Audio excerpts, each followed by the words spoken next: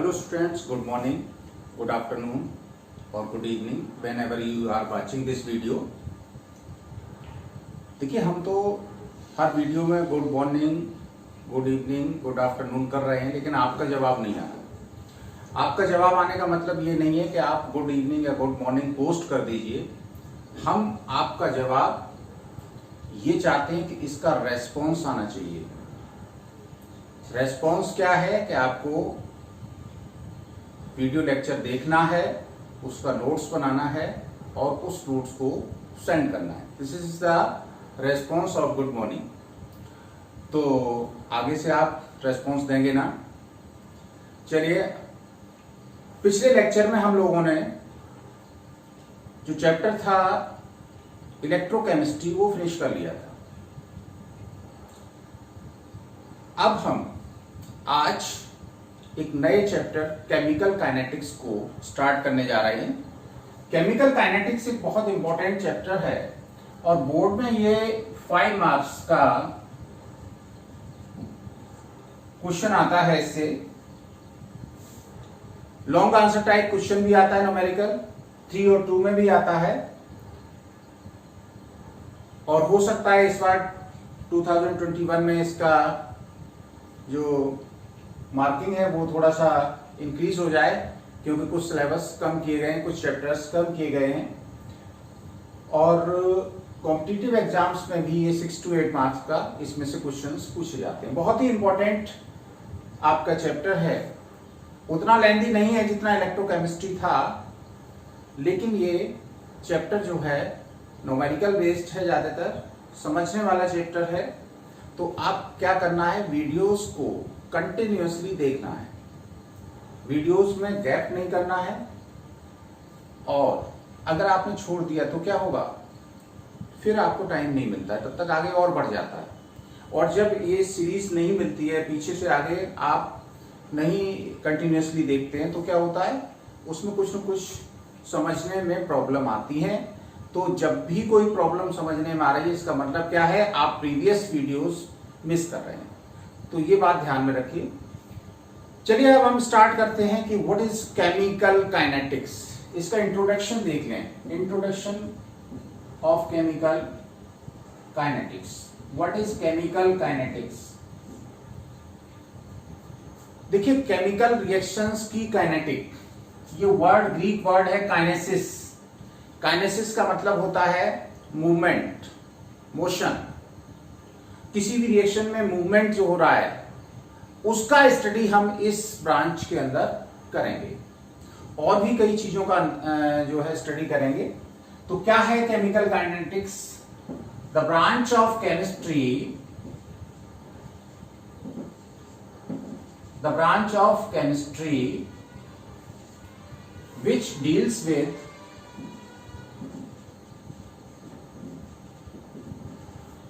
the study of किस का study करेंगे,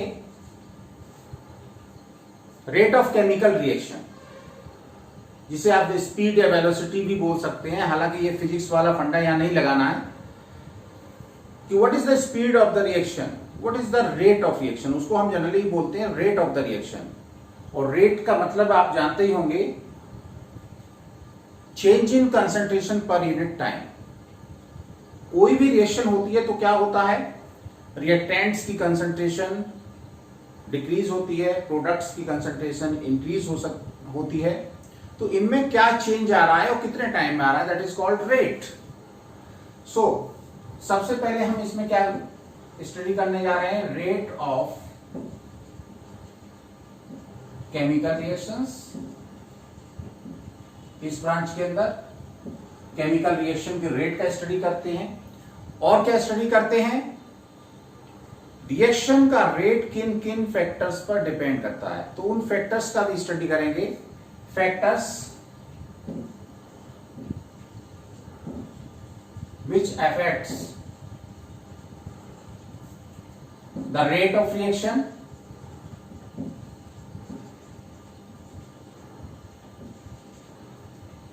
तीसरी बात, what is the mechanism of reaction.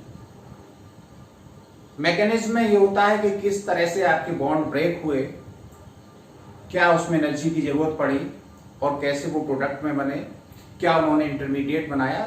This whole process is known as mechanism of the reaction. तो तीसरी बात हम इसमें क्या स्टडी करने जा रहे हैं, मैकेनिज्म ऑफ रिएक्शन।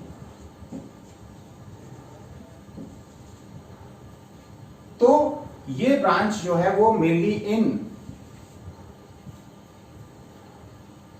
चीजों के स्टडी के लिए है, जिसमें हम केमिकल रिएक्शन का rate, factors which influence the rate of reaction and the mechanism by which reaction take place, इसका हम स्टडी करने जा रहे हैं।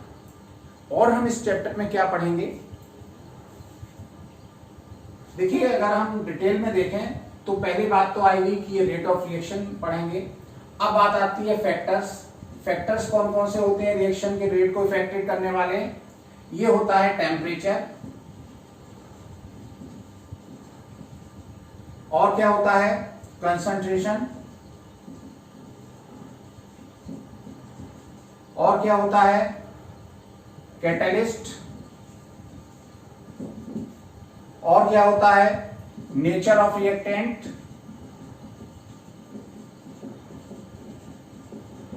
हर रिएक्टेंट के बॉन्ड की नेचर जो है वो अलग अलग होती है, इसीलिए उसका रेट ऑफ रिएक्शन भी डिफरेंट होता है। सभी रिएक्शन का रेट एक जैसा क्यों नहीं होता है?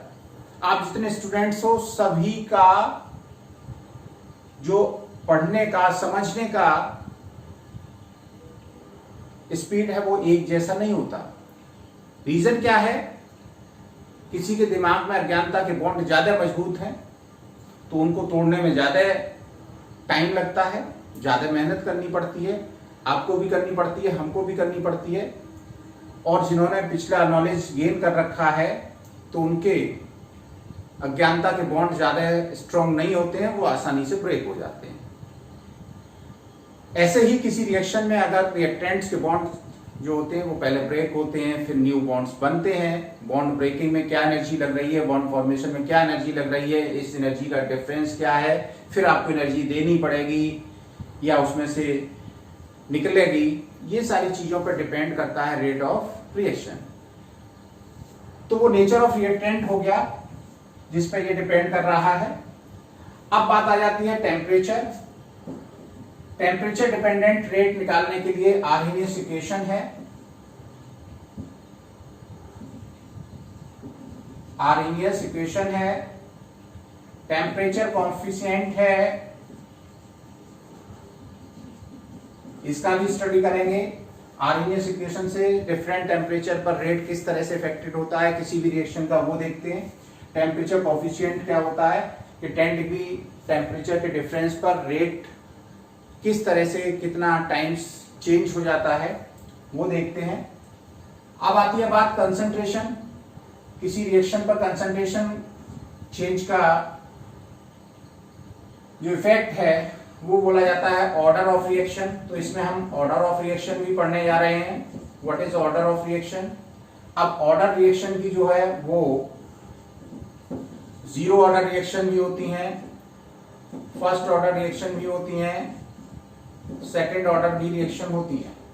तो ये सारी ऑर्डर ऑफ रिएक्शन क्या है, what is order and what are zero order, first order, second order reaction, ये ऑर्डर ऑफ रिएक्शन। इनकी इंटीग्रेटेड रेट इक्वेशन,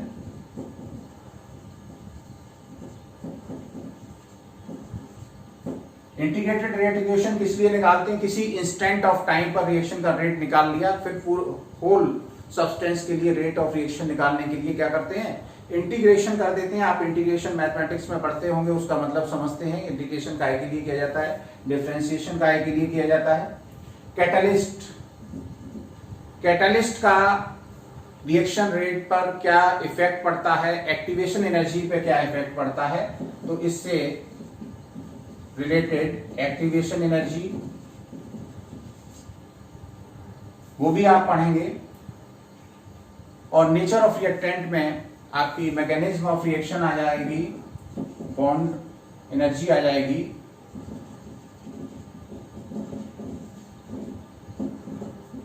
इसके अलावा हम इस चैप्टर में और क्या पढ़ने जा रहे हैं, molecularity of reaction,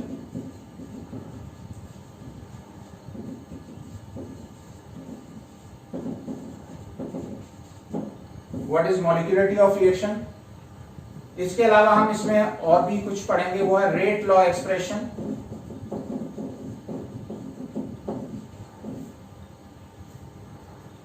rate law expression में हम ये देखते हैं कि किसी रिएक्शन का रेट एक्चुअली किन रिएक्टेंट्स की कंसंट्रेशन पर डिपेंड करता है।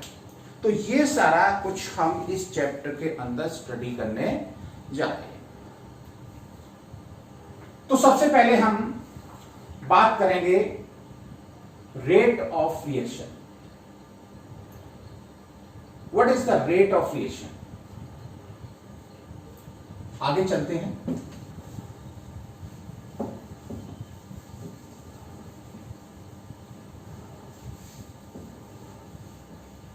हम रेट ऑफ रिएक्शन के बेसिस पर,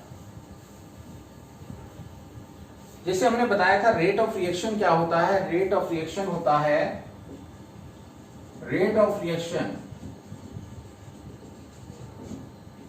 स्पीड ऑफ रिएक्शन, कितना कंसंट्रेशन किसी रिएक्टेंट का कितने डेफिनेट टाइम में डिक्रीज हो गया है, या किसी प्रोडक्ट का कितना कंसंट्रेशन एक डेफिनेट टाइम इंटरवल में इंक्रीज हो गया है, means change in concentration upon time taken. इसको रेट ऑफ रिएक्शन को R से रिप्रेजेंट कर लें, या ROR लिख देते हैं, रिप्रेजेंट R से करते हैं, तो ROR rate of reaction will be equal to change in concentration upon time interval. ये है रेट ऑफ रिएक्शन, कितना कंसंट्रेशन में चेंज हो गया और उसमें टाइम कितना लगा, ये कहलाएगा per unit time change in concentration, is called rate of reaction. तो पहले हम रेट ऑफ रिएक्शन के बेस पर रिएक्शंस के टाइप देख लेते हैं कितने, फिर इसका डिटेल में रेट ऑफ रिएक्शन का स्टडी करेंगे। तो सबसे पहले देखते हैं classification of reactions on the basis of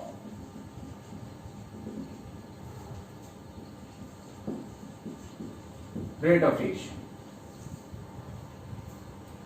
देखिए, जैसे हमने आपको बताया कि हर स्टूडेंट की पढ़ने की, आगे बढ़ने की स्पीड एक जैसी नहीं होती है, उसके डिफरेंट रीजन होते हैं। सबसे बड़ा रीजन हमने क्या बताया, अज्ञानता के बॉन्ड। दूसरा सबसे बड़ा रीजन क्या है, प्रॉपरली टाइम न देना। तीसरा रीजन उनके कुछ हेल्थ रीजन भी हो सकते हैं, कुछ अपने घरेलू रीजन भी हो सकते हैं, लेकिन दो मेन रीजन है, उसमें से सबसे इंपॉर्टेंट होता है प्रॉपरली टाइम न देना। अज्ञानता के बॉन्ड भी टूट जाएंगे अगर आप प्रॉपर टाइम देंगे तो। अगर कोई ठान के बैठ जाए कि हमें ये करना है, तो अज्ञानता के बॉन्ड टूट जाएंगे। ऐसे ही किसी भी रिएक्शन का जो रेट है वो कम या ज्यादा होता है, उसके रीजन होते हैं उनके बॉन्ड के बीच तोड़ने में कितना टाइम लगा, या ऑलरेडी वो आयनिक फॉर्म में है तो बॉन्ड नहीं टूटना है, सीधी सीधी रिएक्शन हो जाती है, या बहुत सी रिएक्शन ऐसी हैं जो बहुत टाइम लेती है। तो सबसे पहली टाइप की जो रिएक्शन है, they are called very fast reactions. Very fast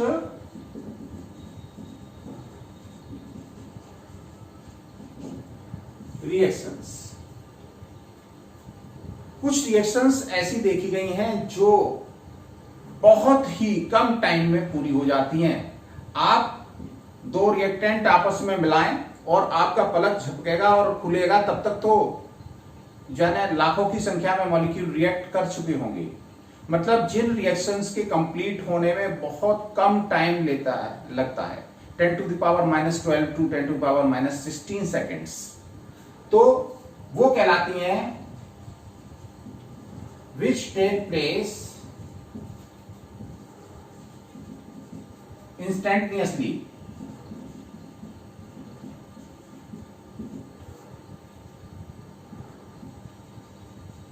instantaneously means 10 to the power -12 से 10 to the power -16 सेकेंड का टाइम लगता है। समझ लो, बहुत कम टाइम लगता है, कम से कम 10 to the power बहुत ज्यादा लगेगा, 10 to the power -6 सेकेंड। तो इतनी फास्ट रिएक्शंस हैं जिनका हम पता भी नहीं कर पाए कि कब ये कंप्लीट हो गई, तो इसका रेट स्टडी करने का कोई मतलब नहीं है। बहुत फास्ट रिएक्शन है और इनका रेट इस ब्रांच के अंदर नहीं किया जा सकता है। इस तरह की रिएक्शन कौन सी है? For example ionic reactions.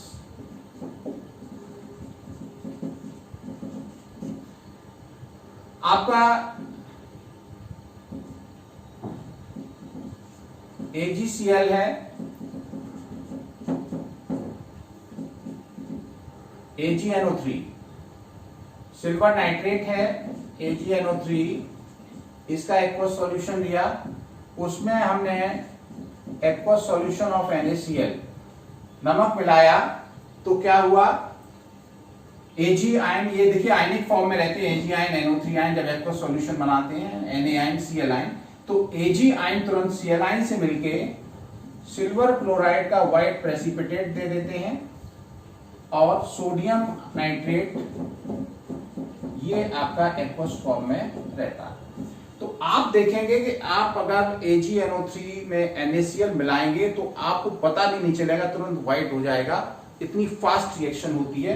तो इस तरह के रिएक्शंस के रेट को हम इस ब्रांच में स्टडी करने नहीं जा रहे। दूसरी टाइप की रिएक्शन है very slow reactions. Very slow,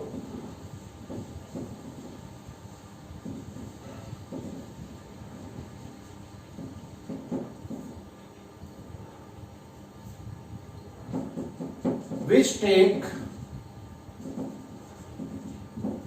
some days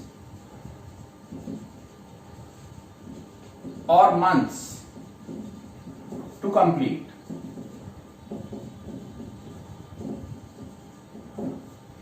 example इसका है रस्टिंग ऑफ आयरन।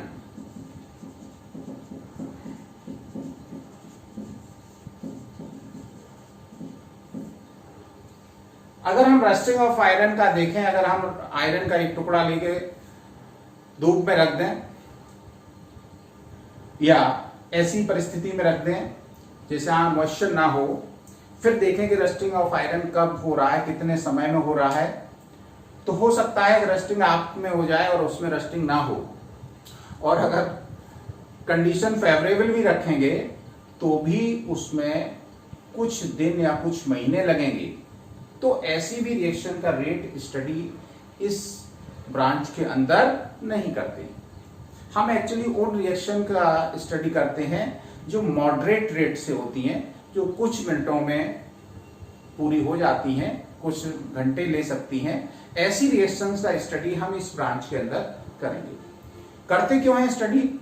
इसलिए करते हैं कि हमें बहुत से प्रोडक्ट जल्दी, हमें प्रोडक्शन, इंडस्ट्रियल प्रोडक्शन अगर तेजी से करना है तो क्या करना होगा?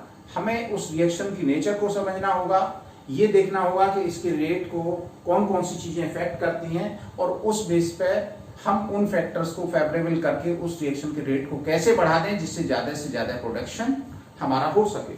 तो कोई ना कोई पढ़ने का मकसद है, ऐसा नहीं है कि केमिस्ट्री बेकार में पढ़ाई जा रही है।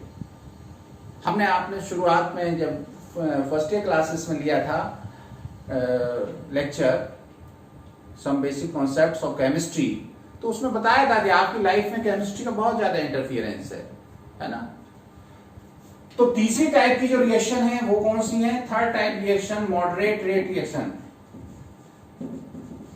मॉडरेट रेट रिएक्शंस,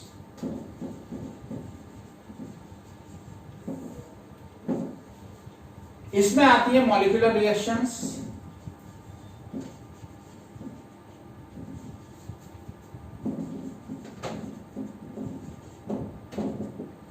एग्जाम्पल है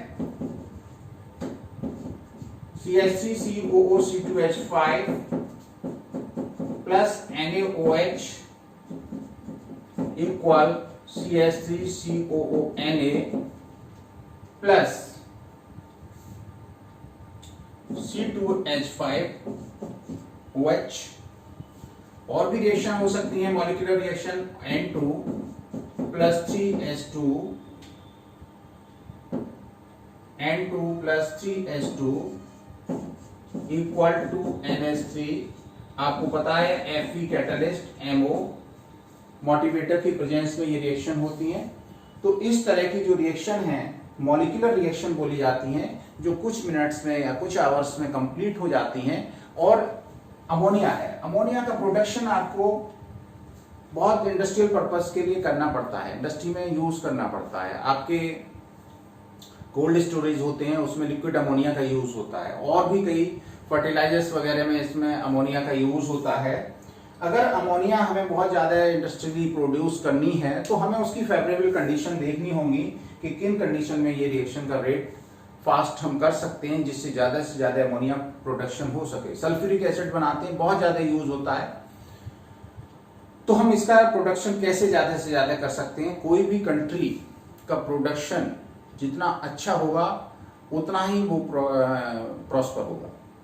तो इसलिए इन सारी चीजों का हम स्टडी करते हैं। ऐसा नहीं है कि रिएक्शन क्यों हो रही है, क्या मतलब हमें इससे, तो ऐसा नहीं है कि आप लोगों में से ही कुछ लोग साइंटिस्ट वगैरह बनेंगे, जाके इंडस्ट्री में काम करेंगे और बताएंगे कि हम केमिस्ट्री पढ़ के आए हैं और इस तरह से हम इसको फास्ट कर सकते हैं।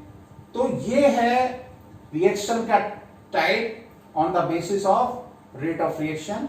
वेरी फास्ट रिएक्शन जो आयनिक रिएक्शन थी which take very few time, very small time, seconds का भी कई लाखवां हिस्सा उसमें लगता है। वेरी स्लो रिएक्शन जिनमें बहुत टाइम लगता है, छोड़ो ऐसी भी रिएक्शन का, इनको भी हमें नहीं देखना है, हमें देखना है मॉडरेट रेट रिएक्शंस को जो कुछ मिनट्स या कुछ आवर्स में पूरी हो जाती है। तो ये तो रहा आपका types of the reaction on the basis of rate.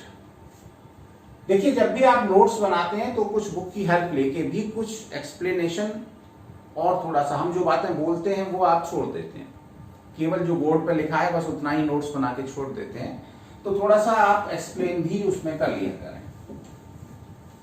आगे चलते हैं। अब आता है रेट ऑफ रिएक्शन की बात करते हैं। What is the rate of reaction? जैसा कि हमने बताया था किसी रिएक्शन का जो रेट होता है change in concentration of any of the reactant और प्रोडक्ट पर यूनिट टाइम। तो ये क्या है? It is the change in concentration of any of the reactant और प्रोडक्ट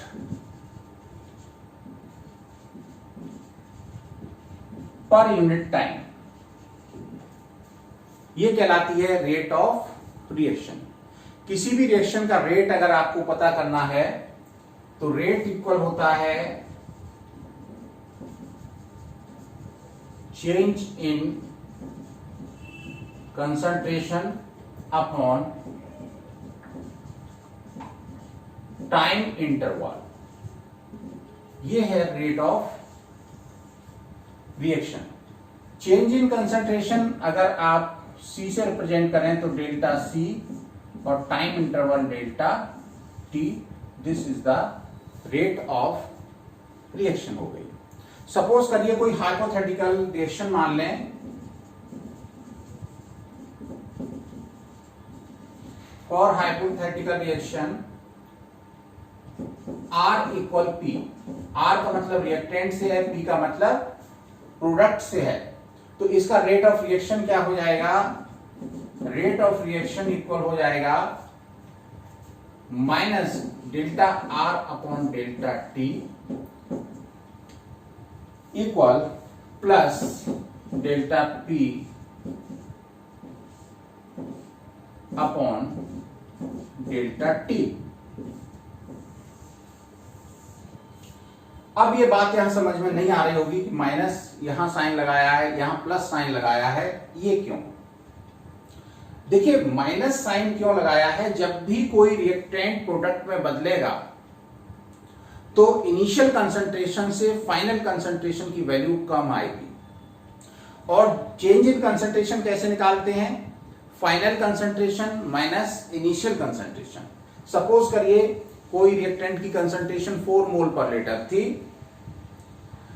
10 मिनट में उसकी रह गई 2 मोल पर लीटर, तो change in concentration delta C equal कितना होगा 2 माइनस 4 इक्वल कितना आ जाएगा -2।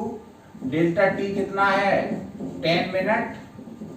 तो रेट ऑफ रिएक्शन कितनी हो जाएगी -2 अपॉन 10, तो ये आ गई +2 अपॉन 10 1/5। रेट ऑफ रिएक्शन ये आ गई मोल litre inverse minute inverse. Minute time था इसलिए मिनट इनवर्स। इस तरह से रेट ऑफ रिएक्शन हमेशा पॉजिटिव आएगा। रेट ऑफ रिएक्शन नेगेटिव नहीं होता है। Since concentration decreases so the change in concentration comes negative and negative becomes plus and rate of reaction become positive। तो इस तरह से आप ध्यान रखिए कि रिएक्टेंट की कंसंट्रेशन हमेशा डिक्रीज होती है, इसलिए इसमें माइनस साइन लिया जाता है, और जब ये माइनस माइनस होता है प्लस हो जाता है तो रेट ऑफ रिएक्शन हमेशा कैसा निकलता है पॉजिटिव निकलता है। इसका एक एग्जांपल देख लेते हैं। PCl5 equal PCl3 plus Cl2। इसके लिए अगर हमें रेट लिखना है, रेट ऑफ रिएक्शन लिखना है, तो रेट ऑफ रिएक्शन क्या हो जाएगा, रेट ऑफ रिएक्शन हो जाएगा minus del PCl5 upon delta T equal plus change in concentration of PCl3 upon delta T equal change in concentration of Cl2 upon delta T. इस तरह से हम rate of reaction किसी भी reactant या product की कंसंट्रेशन के term में लिख सकते हैं। अब आती है what is the unit of rate of reaction. तो यूनिट क्या होती है, unit of rate of reaction, देखिए रेट आपने पढ़ा है, rate equal change in concentration upon time interval. Concentration की यूनिट आपने क्या पढ़ रखी है, मोल लीटर इनवर्स, और इसकी टाइम आप सेकंड में ले सकते हैं, मिनट में ले सकते हैं। तो कुल मिला के यूनिट क्या हो जाएगी, mole litre inverse second inverse और mole litre inverse minute inverse. This is the unit of time, unit of rate of reaction. Minute या सेकंड ये टाइम की यूनिट जो भी है उसके बेस पे लिख देंगे। तो ये हो गई आपकी रेट ऑफ रिएक्शन की यूनिट। अब इसको जल्दी से आप नोट करिए।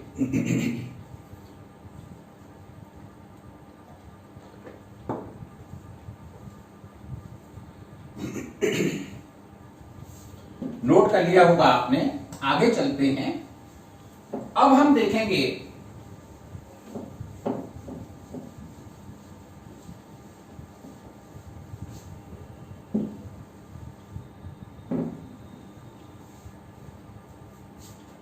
कि ये रेट कितने तरह का होता है।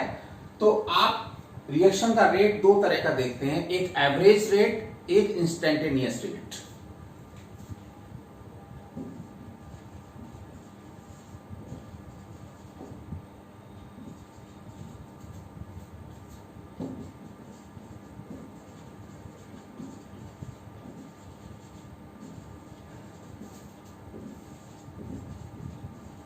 Average rate and instantaneous rate.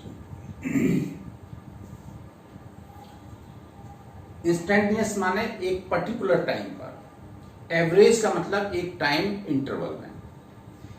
जैसे आप ऐसे एग्जांपल से समझिए कि आपको अपने घर से कोई दूसरे बड़े शहर में जाना है या किसी दूसरी जगह पर जाना है जो आपके घर से 100 किलोमीटर दूर है। आप अपनी कार से जा रहे हैं, आपने घर पर टाइम निकलने का नोट किया और जब वहां पहुंच गए तब नोट कर लिया। सपोज करिए आपको 2 आवर्स लगे, तो आपका एवरेज स्पीड क्या निकल के आई, 50 किलोमीटर पर आवर। जबकि आपको पता है कि जब आप घर से चले होंगे तब शुरुआत में गाड़ी पहले धीमे होगी, फिर जब आप हाईवे पे पहुंच गए होंगे गाड़ी की स्पीड बहुत फास्ट होगी, बीच बीच में कुछ ऑब्स्ट्रक्शंस आए होंगे, स्पीड स्लो करनी पड़ी होगी, तो डिफरेंट स्पीड से आपकी गाड़ी चली होगी। लेकिन एवरेज कितना निकल के आया? 50 किलोमीटर पर आवर। ये तो हो गया आपका एवरेज स्पीड गाड़ी की। अब बात करते हैं इंस्टेंटेनियस स्पीड क्या होगी। आप जब गाड़ी पे चल रहे थे तो आपने किसी टाइम पर स्पीडोमीटर पर देखा और उसमें स्पीड देख ली कि आपकी 100 किलोमीटर पर आवर हो गई, वो उस टाइम पर उसका इंस्टेंटेनियस स्पीड हो गई। कभी वो 60 पे भी होगी, वो उस टाइम की इंस्टेंटेनियस स्पीड हो गई। तो हर टाइम पर अलग अलग स्पीड्स होती हैं, तो किसी पर्टिकुलर टाइम पर बहुत छोटे टाइम इंटरवल के लिए अगर हम उसकी स्पीड देख रहे हैं, that is called instantaneous speed. और एक बड़े टाइम इंटरवल के लिए देख रहे हैं तो वो क्या कहलाएगी? Average speed. ऐसे ही किसी रिएक्शन का हम एक टाइम इंटरवल पर देखते हैं स्पीड या रेट, तो वो कहलाता है एवरेज रेट। और अगर हम उसका एक पर्टिकुलर टाइम पर देखते हैं या बहुत कम टाइम इंटरवल के लिए देखते हैं, that is called instantaneous rate. तो ये आपका एवरेज रेट है फॉर लॉन्ग टाइम इंटरवल, और ये है फॉर वेरी शॉर्ट टाइम।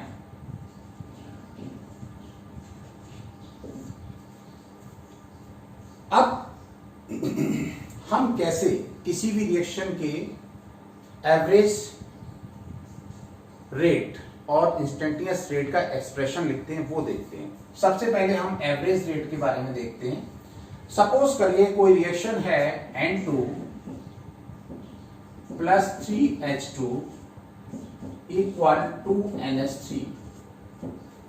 हालांकि रिवर्सिबल है, लेकिन हम इसमें क्या करना चाह रहे हैं? अमोनिया की फॉर्मेशन की रेट देखना चाह रहे हैं। तो अमोनिया का फॉर्मेशन किस में हो रहा है? फॉरवर्ड डायरेक्शन में। तो हम काहे को बैकवर्ड का साइन लगाएं? हमें तो फॉरवर्ड रिएक्शन देखना है, अमोनिया का प्रोडक्शन देखना है। तो इसमें हम एवरेज रेट कैसे लिखेंगे? देखिए, एवरेज रेट ऑफ रिएक्शन ये इक्वल हो जाएगा minus delta N2 change in concentration of nitrogen upon time interval delta T। Minus sign क्या शो कर रहा है कि जब भी अमोनिया का फॉर्मेशन हो रहा होगा उस समय नाइट्रोजन की कंसंट्रेशन डिक्रीज हो रही होगी, इक्वल माइनस स्टोइचियोमेट्रिक कोएफिशिएंट अपॉन में आ जाता है 1/3 delta H2 upon delta T equal plus 1/2 delta NH3 upon delta T। This is the average rate of this reaction. समझ गए होंगे कि रिएक्टेंट्स के टर्म में जब लिखते हैं तो माइनस साइन आता है, क्योंकि इनकी जो कंसंट्रेशन चेंज ये भी नेगेटिव आएगी और नेगेटिव नेगेटिव ये प्लस हो जाएगा। इसकी चूंकि कंसंट्रेशन बढ़ती है, इंक्रीज होती है, तो इसलिए ये पॉजिटिव आती है कंसंट्रेशन चेंज, और इसलिए यहाँ पे पॉजिटिव साइन आपका लगाया गया है। ये एक्सप्रेशन कैसे आया आप देख लीजिए, इसको भी समझ लीजिए।